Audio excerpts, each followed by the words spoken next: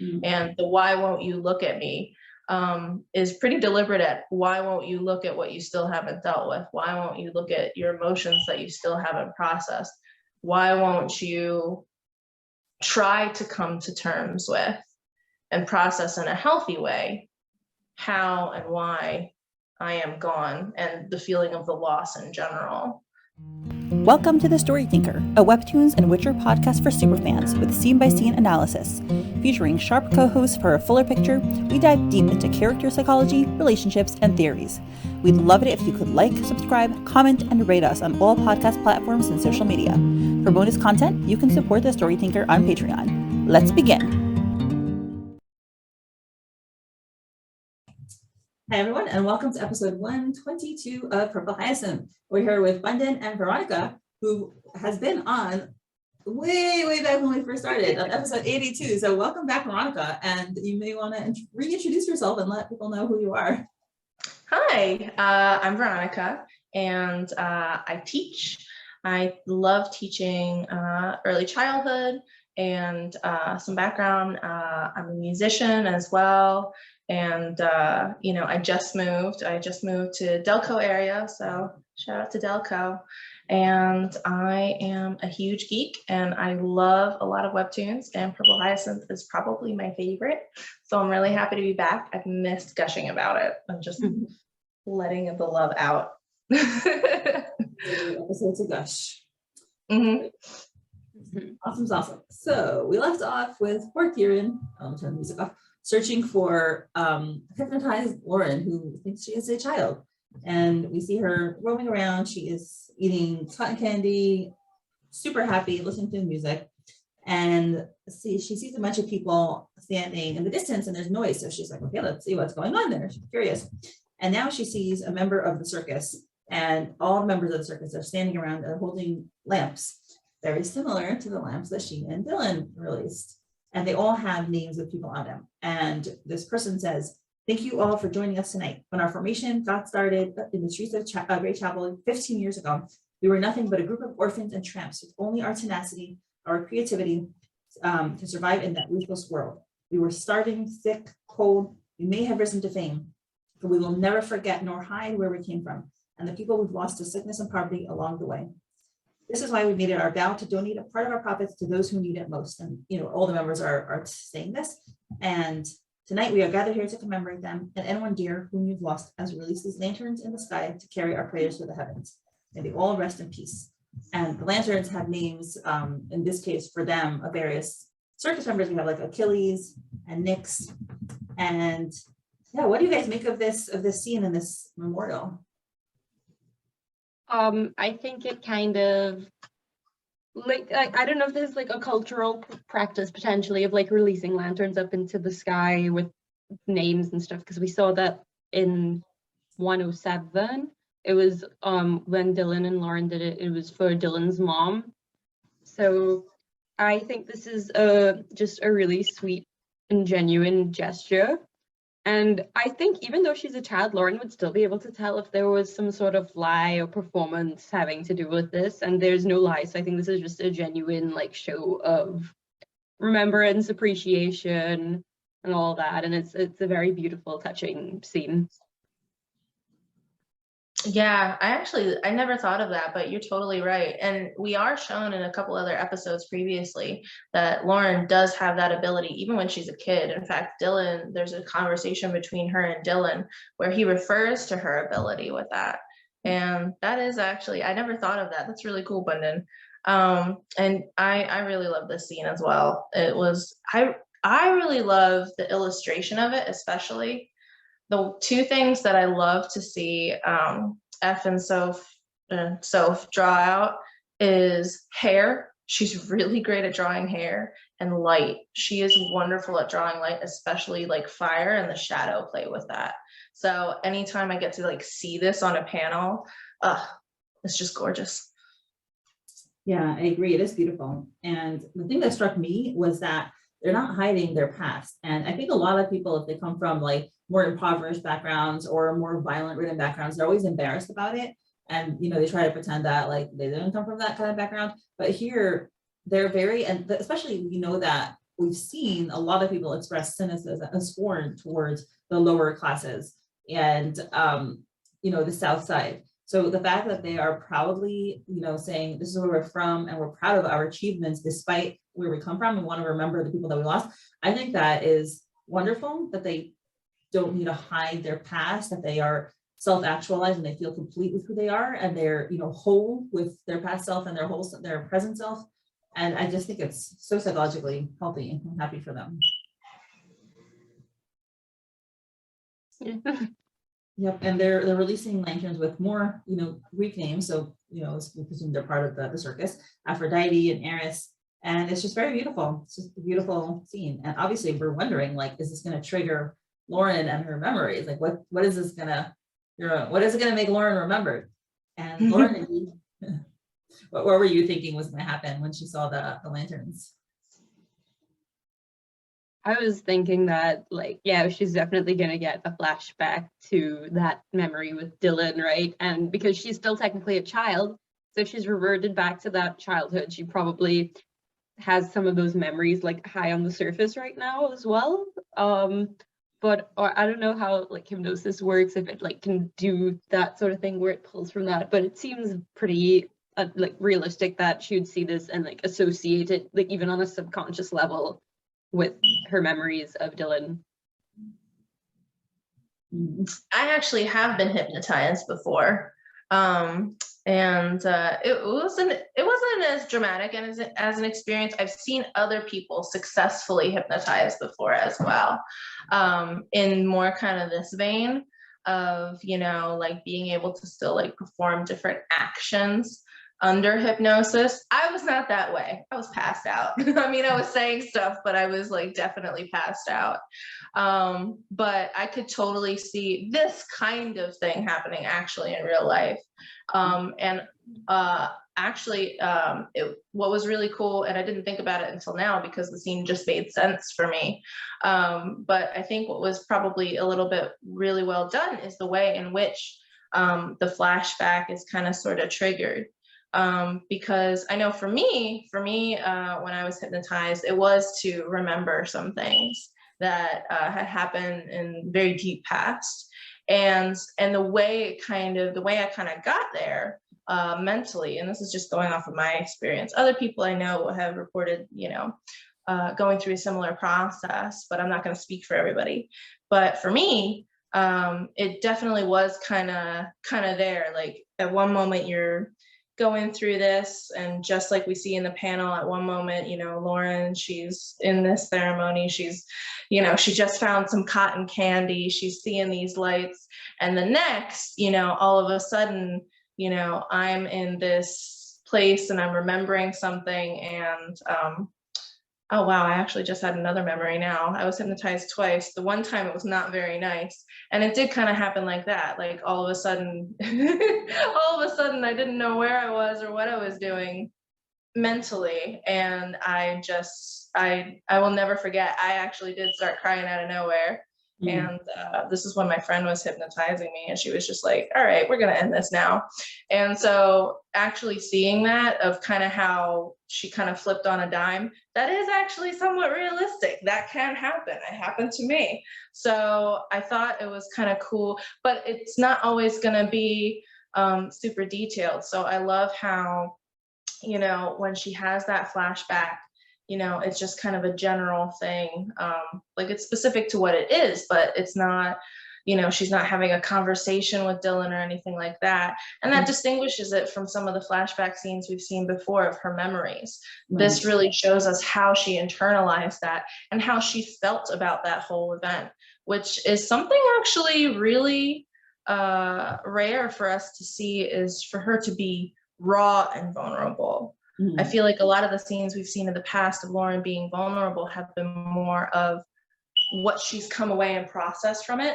And it's kind of cool to see how slowly, with this whole event, with this whole endeavor that she's going through with Kieran and her new relationships and her evolving as a person, we slowly see the layers being peeled back. And I feel like this scene was really well done in a way that we're finally getting to the heart of some of her things as a character, but it makes sense and it feels complete and it doesn't feel overplayed. So that was really cool. It was one of my favorite moments from the episode. Yeah, that's interesting that, you know, her experience echoed yours. That's interesting. One thing I want to mention quick though is I'm impressed that after Lady A dealt with her hair, it wasn't like crazy. It's just like pigtails and the bows and everything. It's a bit more than what she had, obviously. She just had a ponytail, but I was expecting Lady A to go hard, and she just kind of actually gave her a look that better suited the outfit. So I actually like totally forgot. I looked at the panel, I was like, wow, her hair is different. I totally did not connect this to Lady A. And I honestly also forgot and just like made her hair sound different. So that was totally my dumbness. But yeah. So Lauren does have like some kind of trigger from this, because you see suddenly her face looks all serious and she looks at it, she's like aghast, and she has these big memories. She has, well, specific memory of Dylan, you know, when they released the lanterns, and he says, if it's just one step at a time, it doesn't seem so bad, does it? And you see a beautiful image of her eye, it's just, you know, the lanterns, and it's like kind of going closer, and then you see her eyes are swimming with tears, and then you see her tears coming down her cheek, and she just like runs away. And it's a beautiful image, just heading into the night, you know, the Ferris wheel is illuminated behind her, someone's holding the child's hand, and she's running. Oh, sorry. And then we have someone else running, Kieran. So she basically had this emotional reaction, and we'll see, like, she doesn't understand why, but she has this primal reaction of sadness. Yeah, I feel like emotions, right? Like small, like you could be in a bad mood all day and not really come to the core of it, really, or like you don't like consciously understand why, but like if you think about it long enough, you might be able to. Her being hypnotized, obviously she doesn't have that capacity right now, but we feel emotions really deeply as people, and they can affect us a lot in like how we do things. So like just seeing that triggering that memory, and like she feels sad, like she doesn't think about the actual memory itself, it's just looking at those lanterns makes her feel sad, and sad to the point that she can't really handle even looking at them anymore and runs away. And I think that that's a good way to kind of show, like, I don't know, processing of emotions, I guess, or lack thereof. Like Lauren tries to like not think of these things, right? We see that she only thinks about Dylan really in moments where she's like emotionally like gone through the ringer, right? Like after she finds the picture in Anslow's things, she has that dream about Dylan, or after the explosion and her coming to. It happens a bunch throughout the series that she remembers Dylan. After being knocked out by Bella, we get the whole flashback of Allendale. So I think just feeling the emotions very like close to the surface, but not really trying to like truly process them and truly try to work your way through them, and just kind of putting them to the side, trying to like using them to motivate you, but also not focusing on them too much has been like her big issue. So, but then again, anybody who goes through a traumatic experience like that does kind of stay with you for a long time. It's easier to deal with, but you can be triggered by something like no matter how well you've like dealt with it. So yeah, it was just really sad to see like Lauren just not like, why am I sad? And just not being able, because she's hypnotized, she can't really think about it critically, and is kind of just stuck on this downward spiral. I think also a big part is that she's processing it with the mind of a child. And children don't know how to think, like you said, critically about their emotions. They don't know how to regulate their emotions so well. So that was really the impression I got. Like, she really is back in child brain.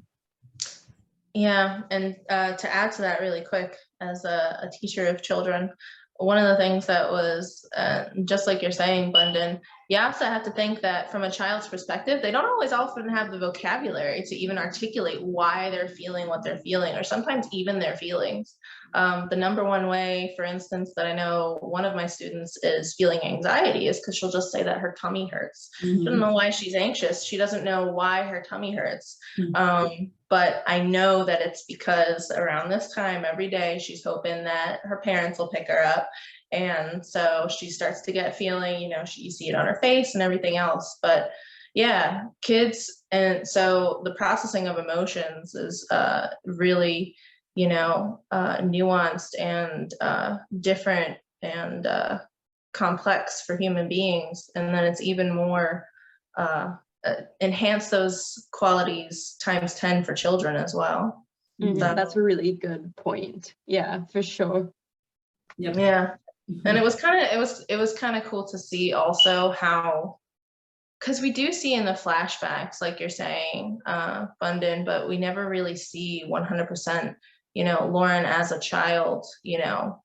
We see flashbacks to Dylan, but we don't always see how she handled it afterwards. And I find it interesting that,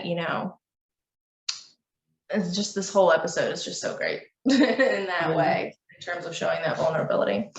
And now we have someone who's very anxious about her. We see Kieran running around and he thinks to himself, what the hell did she mean? What the heck did he mean? He's thinking about that. Gods? What gods? Kieran, you need to listen to our podcast. Or be on the Discord. We have theories. I mean, we were confused about that last week too, right? It's like, who are the gods? What does that mean? But now we know, kind of. And so he's looking around for her, and then suddenly he sees the lanterns, and he sees the names, Nyx, Hermes, something, Aries, and he runs towards them. Which I wonder, do you think he ran towards them because he thinks Lauren, child Lauren would be captivated by them?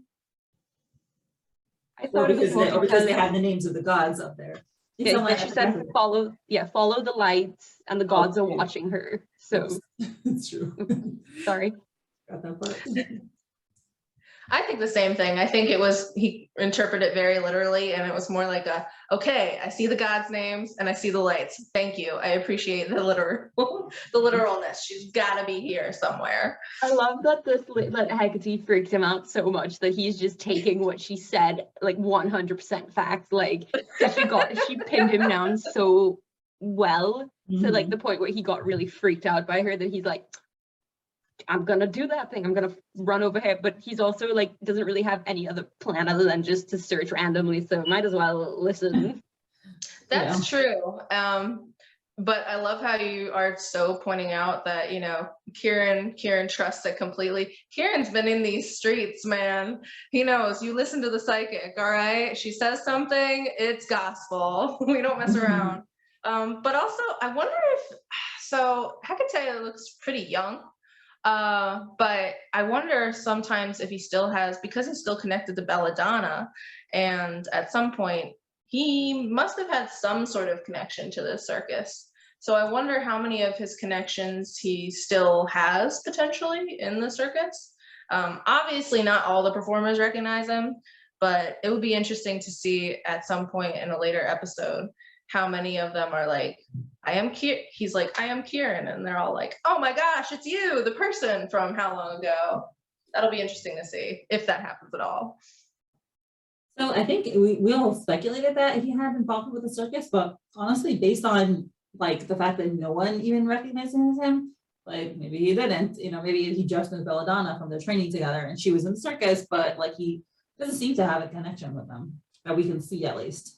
Yeah, I figure because not everybody is part of the circus, like the ones who got involved in the Phantom Scythe after kind of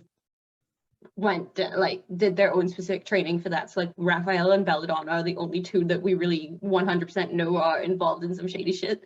Raphael, but like, yeah, right?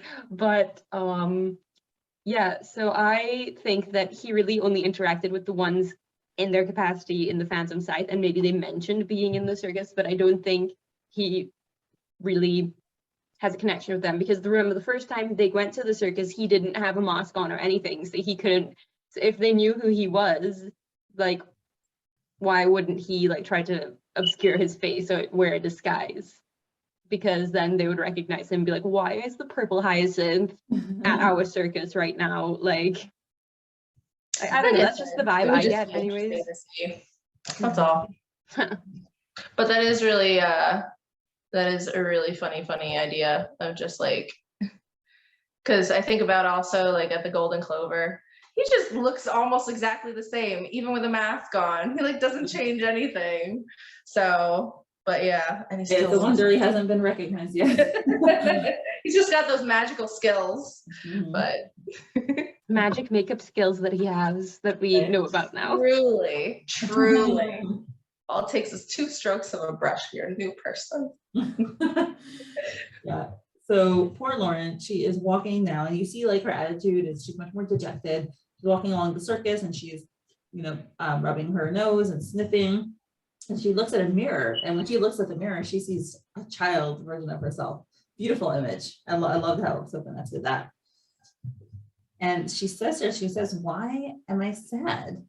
Oh, poor girl." And now we have a bunch of rockets going off and fireworks going off, and it's a bang, bang. And we, most people probably are like, "Oh, that's so beautiful." But for Lauren, it triggers her memories.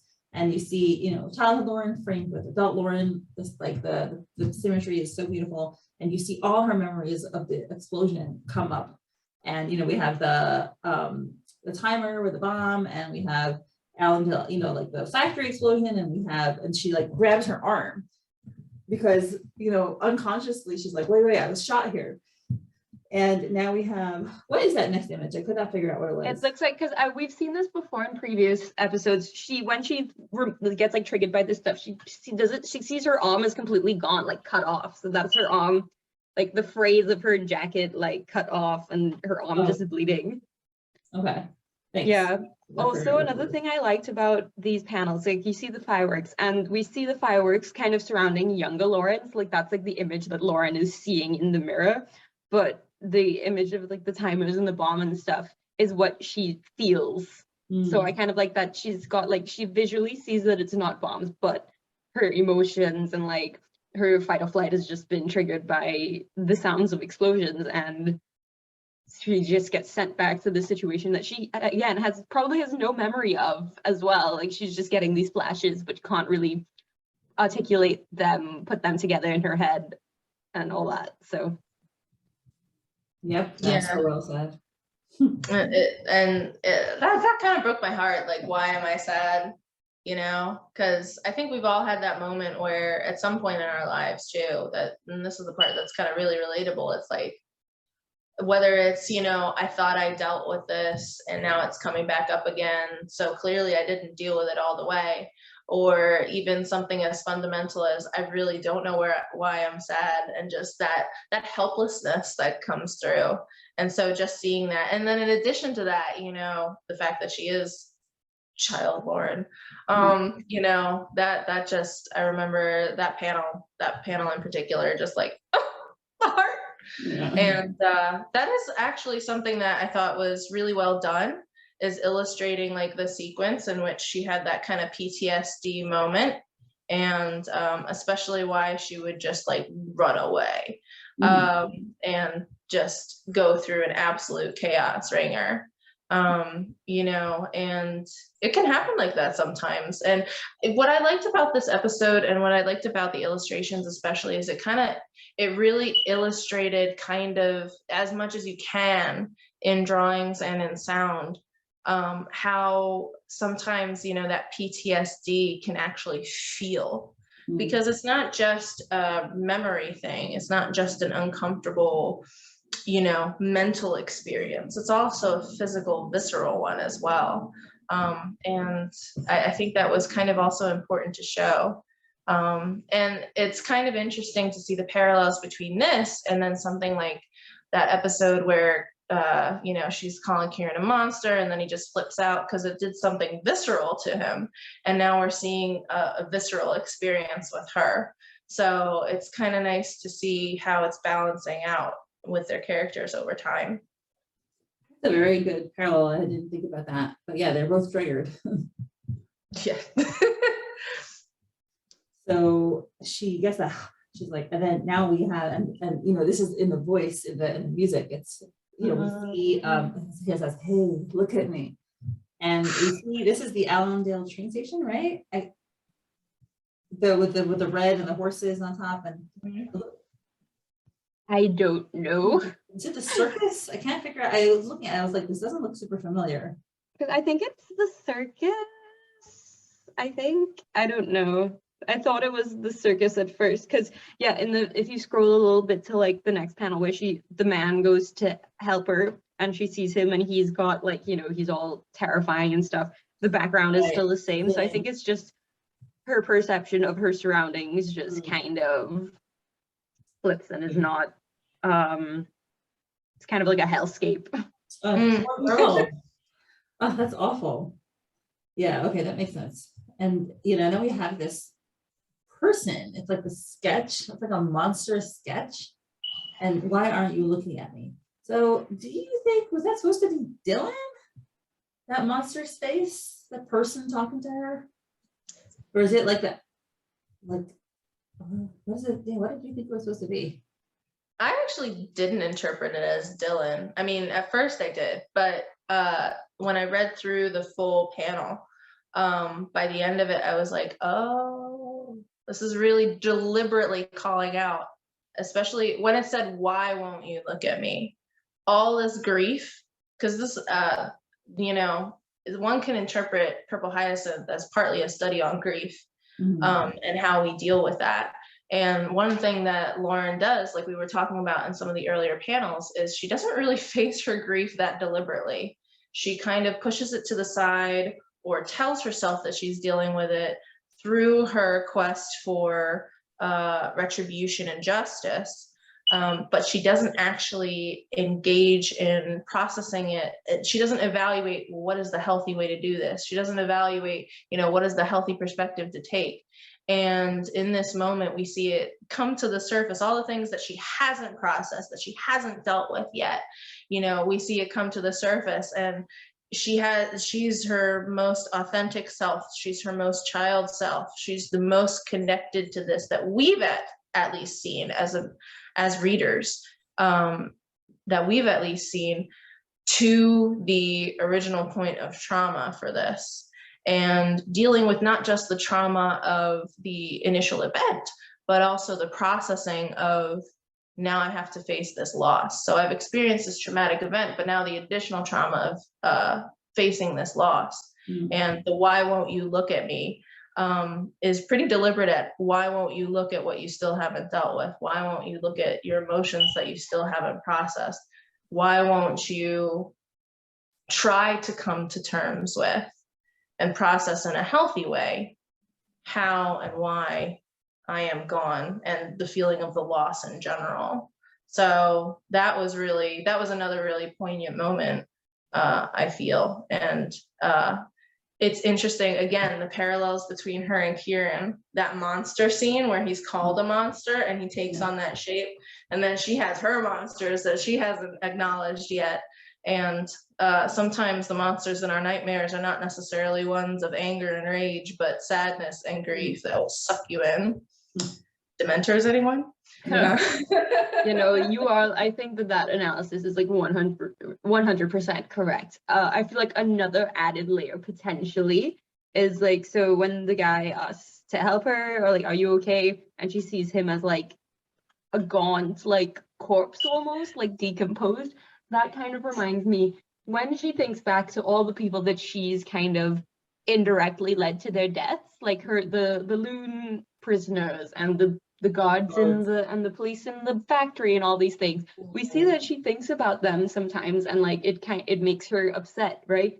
That was a big part of why she was upset with Kieran, was because the people that she helped basically bring to their deaths. So I think that could be a potential layer as well of like the guilt that she feels, not only for not being able to help, the inability for her to deal with her trauma and process it properly, but also the kind of weight of her actions that she and Kieran have like taken on to themselves. And we obviously know that Kieran is very, very good at hiding how that affects him, but we know that it still affects him. But now we see more of how it affects Lauren and how it manifests in her. And I think that's great. Not great for them, obviously, but it's great to see. I'd rather they be well adjusted and not traumatized. I know, right? I actually love that you bring that up, Bundin, because that is something that, I never thought about. and something really interesting to think about, because when we think about it, it's kind of been go, go, go. I mean, they had that one moment in the bathroom where she's kicking his butt, but even after that, they had to, they really haven't had a moment to stop. And she hasn't had a moment to just stop and think about and process this. Now, when she's, as a kid, none of those thoughts about the mission is going through her mind. So it's an empty space. So that is very typical of the psyche to just, oh, you're settled now? All right, let's deal with this. Let's deal with this recent guilt and shame. And yeah, that is such an incredible analysis. I love that. Oh, wouldn't it be so nice if in one episode we got them kind of talking about this, and then that leads into how Kieran deals with it, aka how he doesn't deal with it and how he just kind of tries to mentally separate himself from it, and then all of the good vulnerability and character beats we'll get from that. Or maybe he'll just reject it and not, and that's perfectly within his character to be like, I'm not talking about this, but I know. I'm dying for them to open up to each other. I mean, okay, I guess we'll discuss it at the end, but I'm really curious to see how both of them will, well, especially Kieran, because he's the one who knows. But yeah, let's see the after effects of this episode. So she runs away from this guy. Because she sees him, like we said, this zombie, pushes him away. She's like, ah, and kudos to him. He looks very concerned. So good, nice passerby. And yeah, he's in her mind, he's just awful looking with this like fire in his eyes. She runs away. She's like, ah, no. And she sees more people, and everywhere she goes is just the zombies. And she's like, no, please. And she runs away. And now she sees this super eerie image of just a bunch of like skeletal hands piled together with blood reaching for her. Amazing. Great art. And she's running away. They're reaching for her and they're coming. And she sees this door. She slams it open and, shuts it. Or does she shut it? And she just runs into this room, and she's lying on the floor, sitting on the floor, and there's all these like monsters just like closing in on her with that like white illustration. Super spooky. Just sad. Again, a visual manifestation of the guilt that and the hardships, just reaching for her ankles like all the time, because this probably does happen to her all the time. She's just bad at dealing with it. But she's been triggered now, and now it's like literally coming to get her, and she has no means to process that or to deal with it. Awesome. Yeah. And I was also just reminded while you were describing the skeletons, like skeletons in the closet, and the things that she doesn't deal with there. Part of, I think, also the zombies is not just necessarily, the people that she feels responsible as far as their deaths, but all the people that she couldn't save. Because we know that that's been established in a couple episodes that, she feels guilty that she couldn't save someone. Not just that, someone died because of her, but if she feels like she couldn't have saved somebody, she takes that on a little personally. So compile, the innocence that she wishes that she could have saved, that she feels responsible for, to with the others that she feels directly responsible for their deaths. Put that together, and what do you got? Emotional skeletons in the closet. Emotional damage. Emotional damage. Yeah. And she just screams, "Go away!" And the faces are now like fiery, and her face is just like, she looks so agonized, like she doesn't know what to do with herself. Like it's just overwhelming her. And poor girl. And yeah, like we said before, like she's like in kid mode, so they really don't have any resources to deal with their emotions. It does also. Oh, sorry. Continue. It also kind of reminds me of just like a really extreme panic attack, where like when you're having a panic attack, you have no clue how to get yourself to like calm down. You feel just trapped in a loop that just keeps getting worse and worse. You feel your heart rate just like going like crazy, and you feel it's literally just feels like a spiral.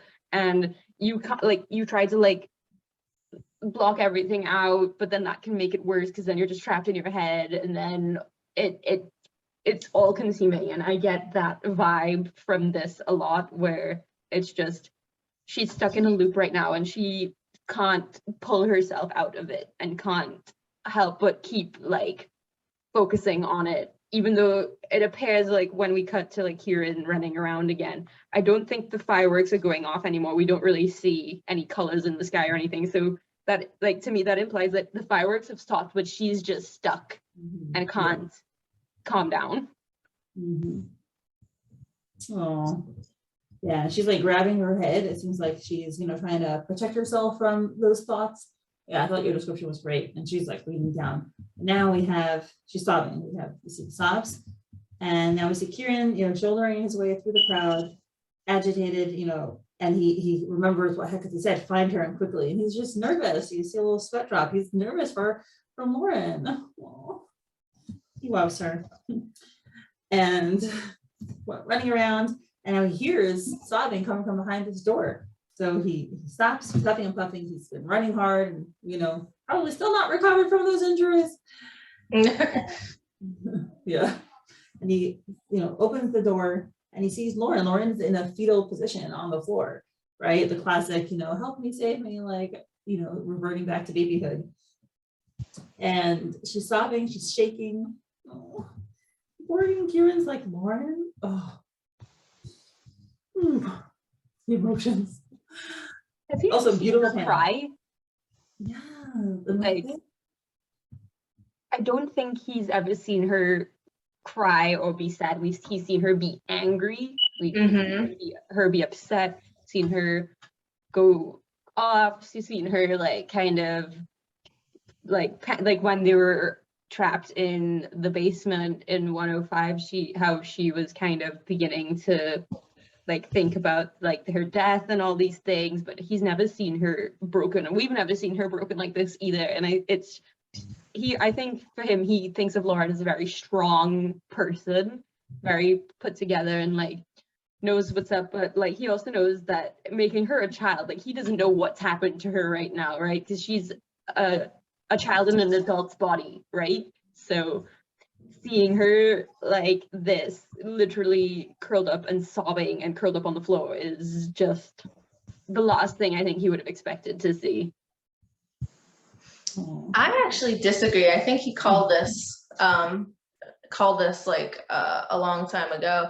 There are moments in other episodes, and I can't remember any specific words, but I do remember like in some episodes he'll like kind of tease her about you know, her feelings and her stubbornness. I think he always knew that she was going to be really stubborn and reserved, but that doesn't mean that but that he knows that, you know, she has her motivations and she has her feelings. Just like in the scene where they first started talking about, you know, fighting crime together, where he's like, close friend perhaps, bingo. So he does know how to get a rise out of her, and he does know what her trigger points is. I remember reading this panel and seeing his facial expression, and the one thing that I feel like came across, and I feel like the reason that he just kind of gave in and just like, all right, I'm here to support, not only because he's probably very emotionally aware of what she's going through right now, but also because he's like, oh, all right, I've been watching you hold back for a long time. It finally happened. It's here. I was ready for this moment. Didn't know when it was going to happen, but it's here, and I'm here for you. And shortly, either in this panel or after this panel, I know you haven't said it yet, Mindy, but what you were saying, Bundin, about the loop, I love the way how in here, well, I don't love it because that means she's very traumatized, but you know, we get to see some of that loop, and she's just repeating something to herself over and over again. She's not aware of her surroundings completely, and you know, and just kind of in that moment. And I love that, you know, in this moment, it's so real that, you know, this is one of those healthy moments that it's like, there's hope for this ship after all, where, you know, he's just like, and, you know, I'm going to be here. I'm going to support in a healthy way. We need to get out of here, but this is more important at the moment. And the practical point of that, of, you know, if we don't get out of this moment and somehow, you know, we're not going to get out of here at the right time. and just, but waiting for that and being there for her and helping her process that, or at least be able to move through the moment without forcing it to process beyond the pace that she's ready for. So that was really nice to see. Mm-hmm. Oh, actually, just to go back, I just remember that I screenshotted something that I wanted to talk about. Jane Romero from Facebook said that she thinks that when the voice said, "Look at me," that she says, "I have a suspicion that this look at me voice is trying to tell her that she saw something at Allendale that was a big clue, but has repressed it because of all the trauma from that day. I think she's going to have to go back and face her memories bravely to see some evidence she's missed all this time," which would also explain why, "Oh, I was the blindest of them all." Yes. Oh my gosh, you're so right. That would be crazy if that happens. That would be so good. As like and it kind of shows her healing and dealing with this is what saves the day in the end. Yes. That would be that would be very on par for what we've seen from the authors of this. So I get chills. That would be a great story, like thing, plot point, whatever. Such fulfillment. I love fulfillment. That's so rare to find in a series. And the one thing I love about this series is that you do get those points where you feel that fulfillment. The payoffs, they are fulfilling. Mm-hmm.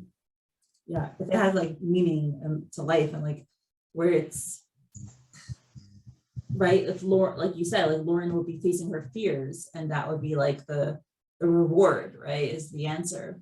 When you do the right thing, like you get a reward for that. Sometimes you got to get out of your own way. Mm-hmm.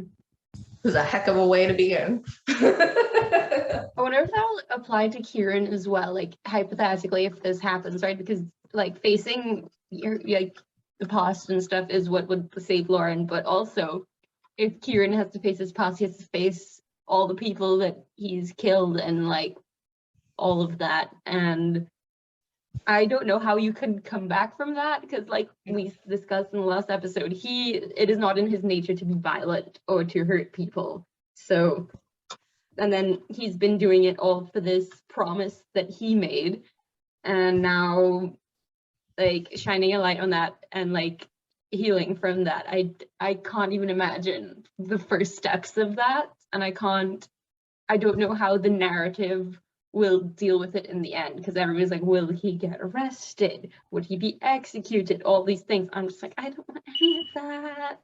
But yeah, I don't even want to go there in my mind. I honestly want there to be some sort of resolution that doesn't involve being arrested or being executed or something as finite as that. I feel like into the sunset. I know, right? Well, because then when you think about it, just like we were saying, like Lauren does see herself as being responsible for some murders. Let's think about it from the practical legal standpoint. In this universe, a lot of the legal things that are talked about in this in Purple Hyacinth do parallel with real legal things that happen on our side of the world. And so if we're going to go by that at all, there's not, there is some evidence that some people could use to tie Lauren back to those murders in the first place. So if, and obviously it's not the same as, Kieran assassinating the crap out of how many people, but, I feel like I'm hoping there's not any kind of execution or any kind of I'm gonna die things, because I just feel like, I don't know, it wouldn't feel complete. And also I'm just so partial. I'm biased. Okay, I'm biased. I have not met a single Purple Hyacinth reader who wants anyone like Kieran. No, I've never met anyone who wants that. So all united. Yeah, I know people differ in if they think the story will have a happy or tragic ending, but I've never met anyone who wants a tragic ending. You'd be surprised, not particularly to this fandom, but it is surprising sometimes what people want for the end result for their characters. It's like, no, why would you ever want that? So anyway, so Kieran is like shocked when he sees Lauren. He's like, Lauren? And he sees her sobbing on the floor, she's shaking. And he runs straight to her. He's just like, Lauren, oh, and he grabs her in his arms. And Lauren's like, he's dead, he's dead, he's dead. You see, it's kind of like quieter. And he's like, Lauren, what are you saying? And he's, picking her up. Oh, look at that man. Look at that concern. There is our hero, Kieran, that we knew was there all along. Oh, all along, he's just pretending he doesn't care. No, he does. That man is his heart of gold, and he is there for her. Oh, so emotional. And like, again, he doesn't know why she's acting like this, and she's like struggling against him, like shoving him, like saying this stuff over and over, and he's just like, what's happening? Like, he probably doesn't know, is she injured, is like whatever, but he doesn't care. He's just immediately there to help her, and I love it so much. Good friend, right response, appropriate. Gold star. Oh, and Lauren's just like, it sounds like she's screaming, her mouth is wide open. It's like, he's dead. And Kieran doesn't know what she's talking about. And notice she does not ever say who is dead. This is a key point, because we all, wonder, like, did Kieran know Dylan? Was Dylan the protectee? But Lauren never says his name. Oh, is he going to ask her? Pronoun game. Right. Then he's dead. Who is he, Lauren? Plot relevant. It has to be pushed off till the great reveal or the great twist or something like that. And he's just like, huh? And he's like, Lauren. And it sounds like he's trying to kind of like get her to come, be more articulate, to explain herself. And he's, holding her hand. And she's like, he's dead. Oh my God, she looks so panicked. Her eyes are ginormously wide open. She just looks like completely overwhelmed with emotion. Like, she cannot handle it. Like, she's like maxed out. Oh, poor girl. Oh, and then she's like, she's crying. She's like, he's dead. And Kieran just like grabs her hand and is like, Lauren. And she's like, the explosion. And he just brings her and snuffles her against his chest. Why do we always get locky hugs over the most traumatic things? They can never be over nice things. Don't say that. I'm still holding out. Don't sabotage it. We will get it. We will get it. Get healthy hugs. Healthy hugs. Healthy, happy hugs. We're gonna have it. Yeah. This. You know what I kind of like too. Is I like that. It's illustrating, like, in the illustration, he's completely like calm about it. Like his mannerisms, it's very clearly demonstrated in his posture and whatnot. And it's really, really nice to just see illustrated, like, that he's not really at least to me, it reads not that he's really trying to snap her out of it, but he's kind of assessing where she is. Like, hey, I'm calling out to you. You're going to respond? Okay, you're not responding? All right, we're just going to ride this out. And I think that's, it is nice to see this moment, not just because, it's, the ship, but also just because, it's nice to see. I feel like part of Kieran's vulnerability arc is that, he's allowing himself to rely on others and let others rely on him in a healthier way. And I feel like I'm hoping that at some point soon in a future episode, we'll get to see that with not just Lauren, but with other people that he's working with in the office. That would be nice. But it's nice to have that. It's so refreshing. It's just so refreshing to see him let himself be vulnerable in that way. Yeah, what you said is true. It's vulnerable, not just to love someone, but to let yourself be loved by someone, to show that you have that side to you where you can give love and you can, be the receiver of love. That's taking a risk. That's really putting your heart in someone else's hands. And yeah, it took a long time for him to get there, but he's there. Yeah, I wrote something last night on the server. I can only spend a bit of time on the server after updates, because I've just been super busy and stuff and just dealing with everything. like, you know, a lot of stuff. But I wrote something. Can I find it? I don't know when I'll be able to. Okay, yeah. Do you remember when he just didn't want to touch her, even if she may have needed his support and was clearly going through stuff? Do you remember how he didn't want to hurt her more by touching her? Now he touches her and holds her without hesitation, and and the feeling of his arms around her is what makes her feel safe and secure and calms her down.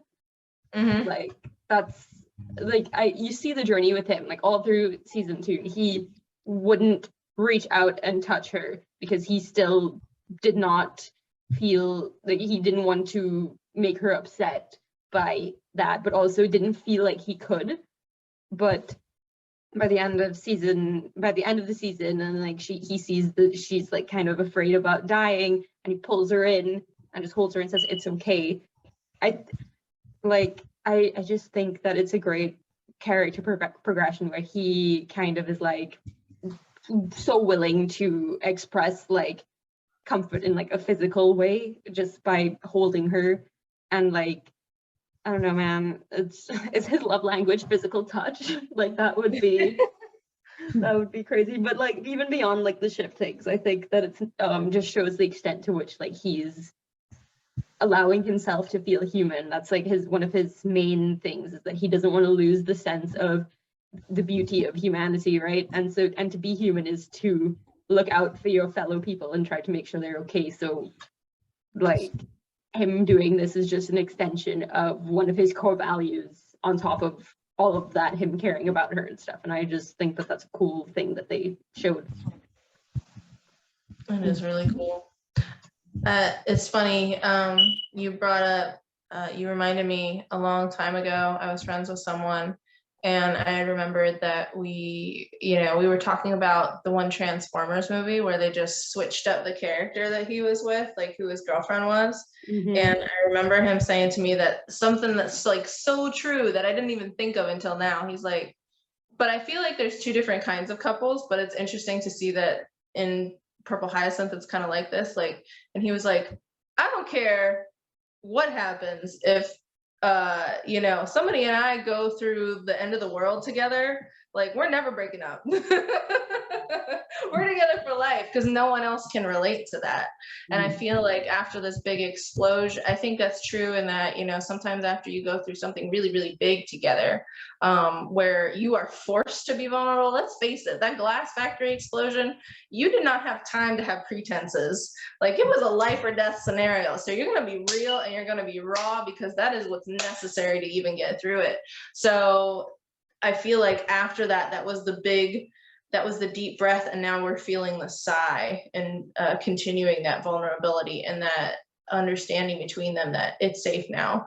There are no more pretenses. We just run through the end of the world together. So now we build from here, and so sweet. So you reminded me of that. That was cool. Very well said. Yeah, and like Bundin, what you were saying, how being in his arms calms her down. That's exactly what happens. She's like tugging at his cloak, and she's like, she's panting, tugging, and then her arm, like, she stops tugging and she just trembles and then calms down, like she's more still. And she's just leaning against his chest, and she's just sobbing and like sniffing. She was like tears running down. She has her eye makeup all smudged, and she's just expressing grief and allowing herself to be vulnerable on his chest. And yet she doesn't, like, consciously, she doesn't know who that is really.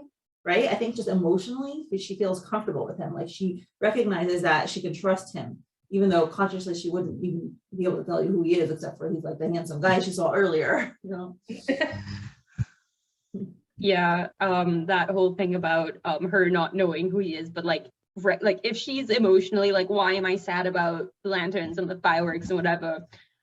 In a way, we can be like, why am I, or like, oh, I'm comfortable now, right? Again, she doesn't know why, but again, on a subconscious level, she knows probably who he is and is really leaning on him to help calm her down, and just kind of letting that catharsis kind of begin to wash over her in a way. Because like, I don't, like, when I cry, when I stop crying over something, like once it eventually like peters off, I feel a lot better a lot of the time, because it's just like a release of emotion. So I feel like that's why we see her so much more like calm and is like almost back to normal. Was like she was able to like be in Kieran's arms, helped her calm down, but once that she was allowed to just let the cry finish, it's just kind of like a release of that like tension, you know, of that horror that she was experiencing. Oh, poor girl.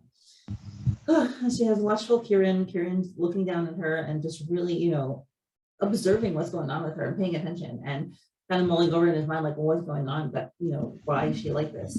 You know, we see this beautiful silhouette, similar to the factory where we see everything in white, and you just see her nestled in his arms and like she's in between his legs and she's just leaning against his chest and his arms are around her, and it's so beautiful. Oh, I actually went to sleep wishing I would like daydream about this, but I didn't. Also, can we agree that is he like kissing her head? Yes, so in the next panel, he puts his hand on her head and he totally kissing her forehead, totally, or forehead or top of her hair or whatever. I could see it either way. No, I think that in my heart. But what's the alternative? Like, what is Nuzzling, just nuzzling, like Bollywood kiss. Like, yeah, kissing the crown of your head or something, like just nuzzling like lions. Totally kissing. It's she just forgot to write kiss order. We should write it in for her. Now kiss. Now. Yeah, okay. Even this nuzzling, which I still think it's a kiss, it is just so beautiful and showing like how close he feels. That is like the extra step, you know, that is to comfort her, to honestly, even for himself, I think, to just feel close to her. For him to do that, to show that love, to show that affection. Oh, so amazing. I think. Oh, you can go first. You first. You sure? Okay. I think that like this is a slow burn. We know what we were getting into when we've started this, right? I love slow burn, enemies to lovers type vibes, right? And the thing about this is that you really have to just wait, and it's these they begin to get closer at these incrementally more frequent moments, right, in the narrative, right? So for it to feel like it's taking so long, I'm like, yeah, but once it's done, it's going to be so good, right? Like, you can't rush these things. Would I love if they got together right now? Of course, but at the same time, I'd be like, that's too fast. We've not dealt with all of our issues. We haven't truly been vulnerable about these things with each other. We need to go a lot further in order to get to that end point. And I think I love just these little moments going throughout. That's all I need. I know some people might not like that, or like it might just be too slow or like whatever. I don't know. For me, I think that this is an adequate pace and an adequate progression of the relationship, and I just hope that this marks the point where they really begin to get more real with each other. I want that. Kieran is going to be curious about what this is now. He heard about a hat and an explosion, and Lauren if Lauren asks him, he can't lie and say something else. He has to tell her the truth in order for him to, he has to tell her the truth, because she'll know if he lies about something. I mean, he could maybe leave things out, but if she's like, was that all I said? Like, I don't know, I want to, that is the next step in my mind that will lead to the emotional reckoning with each other, and I want it, and it's being set up, and I can't wait. Mm-hmm. Yes, that's what I'm hoping. But I want to discuss it more when we us finish. Mm-hmm. But yes, I hope that. Now we have Orpheus and Zephyr ruin the moment by opening the door. Or the door's open, actually. Right, he didn't even close it when he came in. He just ran straight in, and they barge in on this tender moment. They're like, "Oh, there they are! I was ready to kill them. Why are you here now?" Oh. And Kieran looks at them. She's still sobbing, and he's like, "I got it now. Comes over and he pulls Lauren. She's looking at him. She's still sniffling and crying, and he says, "Listen to the sound of my voice. Close your eyes and let yourself slumber as it becomes naught but a whisper. As you drift, don't try to resist. Your eyes are closing. Sleep, sleep, sleep. And that's top. I don't know what that is. It's her nose. I can't even figure out what I'm looking at over there. Her forehead? But like, does she have like her knees up to her chest, maybe? Like that is in her knees. Okay. And she's like, now it's time for you to come back to us. Snap. And she jolts up and she rubs her eyes, and you see, you know, everyone's standing around her looking at her. Kieran's now on his haunches. She's like, what the? And she sees that her blood, dirty. And he's like, and she's like, Lauren, are you? Kieran says, Lauren, are you okay? And she's like, what happened? Why do I have tears on my cheeks? She don't remember a thing. And he's like, you don't remember anything?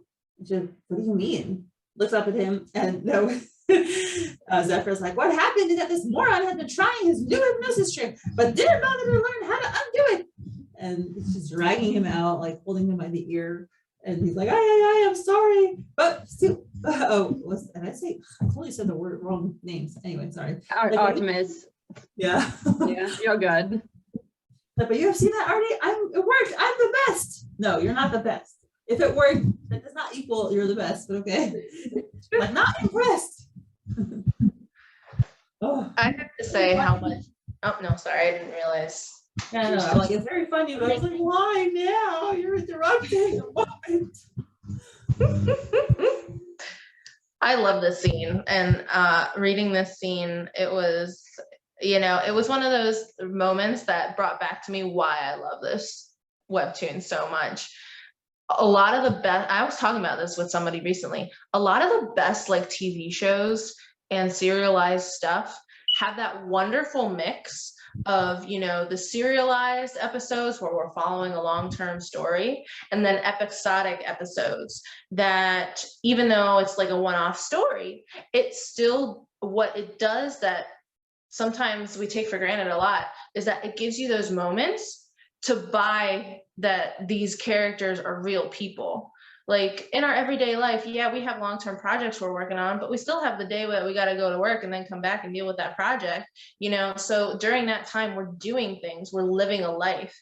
So these episodic moments, like this just one-off moment of, this is the time where they go to the circus and Lauren gets hypnotized, and yeah, we have some serial callback moments, but a lot of these other moments, these beats of Kieran and Lauren interacting as real people, but not necessarily working on the mission. This moment where there's an event of, the circus is having this memorial, this moment of, these two performers and like just their everyday struggle of, crap, we hypnotized her too much and I didn't know the formula back.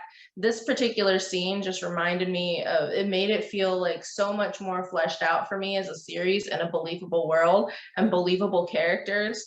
So this scene was like super beautiful in that way, I feel. And yeah, it was wonderful.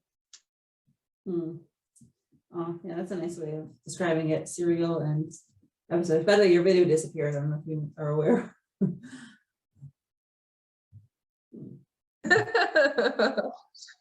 So now they leave, and Kieran and Lauren are just left staring after them out the door. And Lauren looks at Kieran and he asks again, "You really don't remember anything?"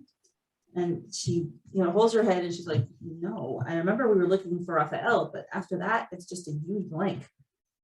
Ugh, my arm hurts so much more than before, though. Which, remember we talked about this on the podcast. We're like, she's doing cartwheels. Like, how is she doing that with her injuries? And we're like, yes, it did affect her. I mean, I saw a guy get hypnotized once to think that he was Steve Irwin, and he was given an inflated crocodile that he was then told was his wife, and he began to slow dance with it. So crazy things happen with hypnosis. Yeah, but I'm glad that there's actual repercussions. And he passes her a handkerchief or something, or a tissue, which Kieran the gentleman, he's like, that Morpheus guy made you revert back to a younger self. I guess his hypnosis made you forget your own injuries. And she's wiping her face and she says, "Thank you." And he's just staring at her intently, which to me, like, his eyes are narrowed and he has this a little bit of like a grimace on his lips. I see that as like he's like, okay, I just saw a part of you, Lauren, that you never exposed to anyone. And like, now you're back to normal, but I know what's hidden under the surface. I know you carry around this tremendous grief over someone who's dead, who you were close to, that you haven't told me about. And I know that's inside you now. And like, now I see a deeper part of you that I've never seen before. I think that he also feels like a bit like this was something I wasn't supposed to see. And he feels kind of like he's invaded a part of her privacy. Obviously, it wasn't his fault. And he really had to like be there for her to like help her through that. But yeah, he now knows this information. And I think he kind of feels a bit uncomfortable with it. Like when you learn about something from someone that you know that you shouldn't know, you do really feel like a type of way. You feel like you've invaded their privacy, that you've intruded onto a part of themselves. So I imagine that's what he feels like right now. I totally read the same. I totally read the same on that one.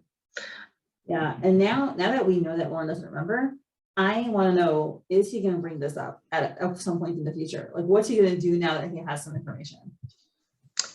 I don't think he will. I think kind of like we talked about earlier, how, you know, he's not usually the one he hesitates in terms of initiating the vulnerable contact. I don't think that's necessarily changed. I think even in this scene where, you know, he inquired several times before, you know, he let her show him that he had permission to console her physically in that way.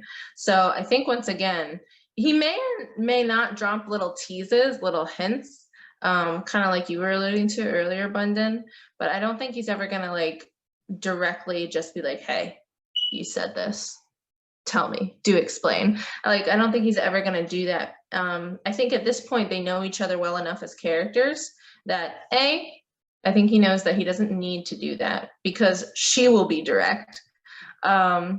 B, he knows that if he goes on the offensive too much, she'll just shut down or she'll snap back. So I think there's that awareness of boundary by now. So I don't think necessarily that we're going to see that, but I do think it'll be interesting to see if and when it comes up, how it does and how he responds to any of her inquiries that she gives. He might respond with more of a direct question, but I don't think he's going to just be in her face about it. I think that would be, what's that word? Antithetic? The opposite of the development that we've seen with him. And yeah, I just wanted to add, one of the things that I do like about this webtoon, like these emotional moments where it's like, it seems sometimes like in the context, it seems like he's being really gallant. And sometimes it seems like she's being really, you know, nice and gallant and romantic and whatnot in her own way. But I love how sometimes these things are just watching him be like, do like basic, decent human things in public. And that's like his character arc. And when you think about it, it does carry some weight in this comic. Cause I mean, let's face it, he's not living a normal everyday life, but just to throw it out there, like if someone does this for you in regular everyday life, just remember, you're supposed to do that. Supposed to be a good friend. Don't accept anything less. That's like basic tier level good friendness, okay? Yes. Yeah. Sorry, just throwing that out there. Oh, I wonder though, if this is just a small thing, I wonder if he understands that opening that door and asking her to give, like, to explain some of this opens the door for her asking him to explain his stuff. And I don't think he's prepared to do that. I think that's something we might, like, maybe toward like the end of this season. I would love to learn more about him sooner rather than later, but at the same time, like, you know, these are two very emotionally repressed people. So it takes a lot to get them to take that step. So I think now that you mentioned it, I think that this might be the thing to push him to reveal something about himself. What if, you know, I'm pretty sure he's going to take a while to think about it. Like, I'm pretty sure he's going to like go through a thing in his head. Like, am I ready? Am I ready? Am I going to do this? But I can see him saying, hey, Lauren, let's sit down. I want to talk about something. And like telling her, hey, you know, this is what happened when you were hypnotized. You broke out. You were talking about this guy who was dead. You were like, we're sobbing. tell me what happened, and like I want to share with you, you know, I also went through something similar, or I lost someone that was close to me, so I understand what you're feeling. I could see it. I just feel like he's ready. I really hope he is, because I want to see that. I want to see them talk to each other finally. Like, they don't do it. They have to talk to each other. I can see something like that happening. I can see this being like the initial opener. I don't see it being the end result that, you know, he reveals suddenly everything. I don't see that happening. But No. I can totally see what you're saying, Mindy. I could see that happening in like yeah, I can totally relate to that kind of loss. You know, this is normal, you know, normalizing her emotions in that way and making her feel secure in that way. Because that is one thing that we do get to see throughout. When it comes to the more nuanced stuff where she feels like she's unrelatable, she suddenly has somebody unexpectedly to relate to with these kind of different experiences. So that's his wheelhouse, man. So I can totally see that happening.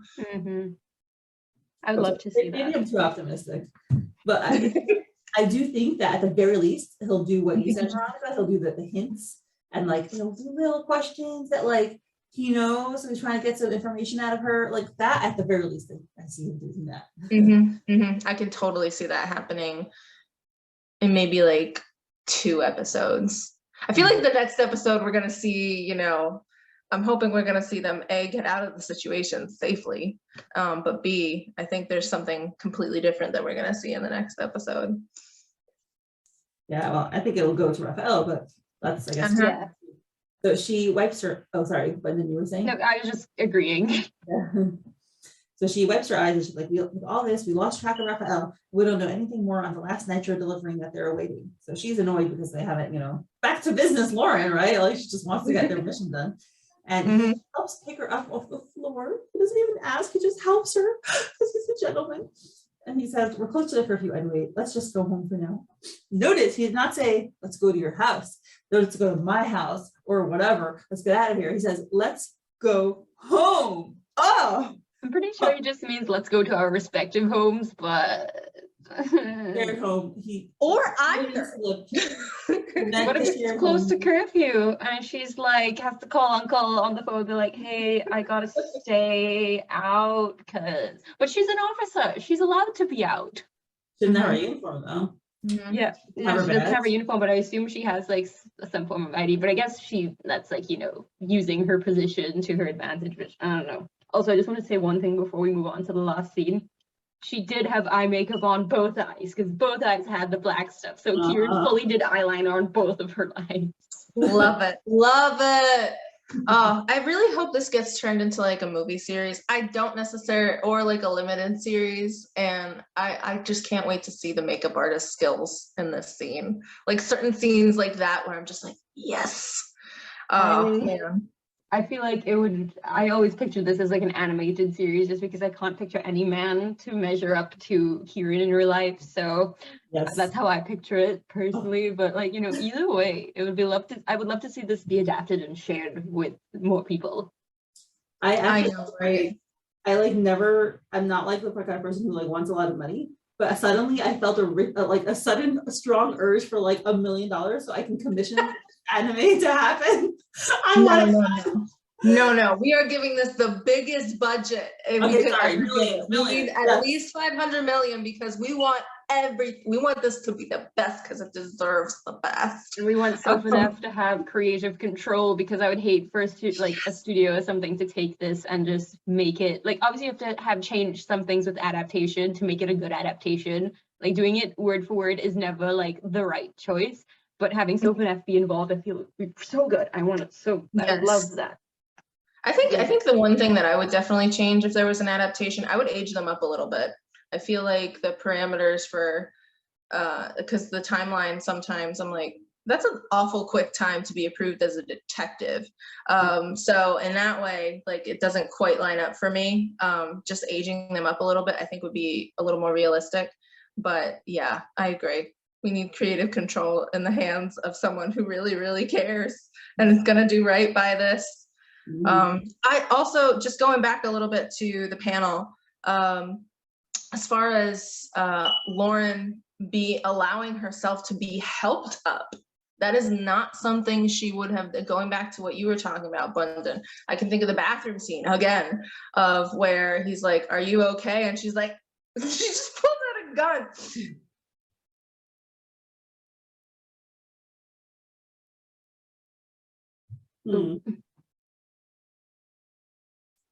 Oh, all right. So, anyway, yeah. So now we have our next scene when we go to we see a street lamp, and we see Raphael walking along a wall, and he's hooded, and we just see, he looks contemplative. That's what it looks like to me. I don't know if he looks like it to you. And now we hear a voice. APT, it is past curfew hours, and Raphael's hand goes to the pistol at his waist, and we see an officer behind him and says, "Please state your business, sir." And I'm like, is that Will? And then guess what? He says, "Repeat, sir, we are the APD.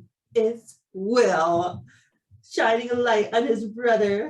And he said, "It's past curfew hours, state your business." I didn't think it was gonna be. It was only as I was getting to it, I was like I realized it as I scrolled. I was like, William. Like, oh, the brothers drama continues. Oh my gosh, that's gonna be awesome. I have a minor point. Raphael's technically wearing a hood, right? But in the last panel, you see his hair, which doesn't make any sense. But okay. I just wonder, what if Raphael just turns and shoots, not even thinking, and shoots Will? And then he's there, and he's like, "Oh shit!" And it's like, do I help him? Do I not? I would love, please help him, Will. Please help Will, Raphael, if you do shoot him. But I hope you don't shoot him. That would be so much drama. I thought I kind of assumed he would recognize his voice, but the truth is he only heard him once in all these years since he was a kid. So yeah, he probably wouldn't remember that voice. Oh my god. Maybe.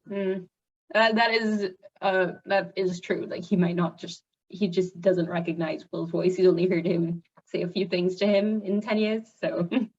Oh my gosh. Okay, whatever is going to happen next episode, it's probably going to continue with Raphael and Will, and it's going to be so dramatic. I'm so excited.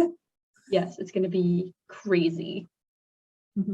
I love this author's note in particular because it makes a reference to one of my favorite comfort shows as other webtoons. Lanterns and fireworks equals kiss, kiss, fall in love.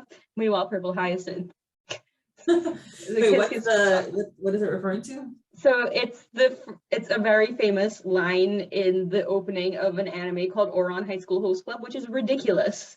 And it is just a fun, dumb, wacky old anime from 2006. And I watched it for the first time in college. It is one of my favorite things. So yeah, it's just fireworks and lanterns and kiss, kiss, fall in love. And it's also kind of a meme now, just saying that. But I've seen the text. I didn't know it was from that anime. Yes. It's cute. All right. Well, any final thoughts on the episode? I hope that we get more emotional development with them now, and this is the starting point. This is the nucleus, the seed that will grow into a beautiful tree of emotional vulnerability and processing emotions and all of that. We need it. I would love to see it. Amen. Amen. Oh, and I was so touched by this episode. It was so beautiful, so stirring. I was so happy to see them develop to this point. It just made me feel so full. Same. This is my favorite kind of episode. I was so happy reading this one too. Not happy. I was just it's you're seeing the progress of just the development of the relationship, not necessarily even in a romantic way, but just them being more real and kind of processing things by proxy. It will happen soon. I feel it. Hype. Also, I was very happy that we had Veronica on today. She was very great to talk to and to listen to her points that she had. Yeah, Veronica, hi. Yes, well, she disappeared, but her computer or something. But anywho, yeah, thank you so much. And it was awesome. Thank you to my current patrons: Susie, Lady Libris, Lily, Jenny, Molly, Veronica, Emily, Joe Rochelle, Saucy Toggles, Ian Rose, Priya, Alexa, Misty, Joanne, Patty, Emilda, Esther, I'm watching people, Doris, Poppy, Seed, Marie, Emily, Jean, Jen, Erin, Kate, Lily, Beckett, Soraya, Christine, Sadie, Kelly, Daniel, Teresa, Mrs. Castaldo, Jen, Tatiana, and Louisa. Your support is truly appreciated.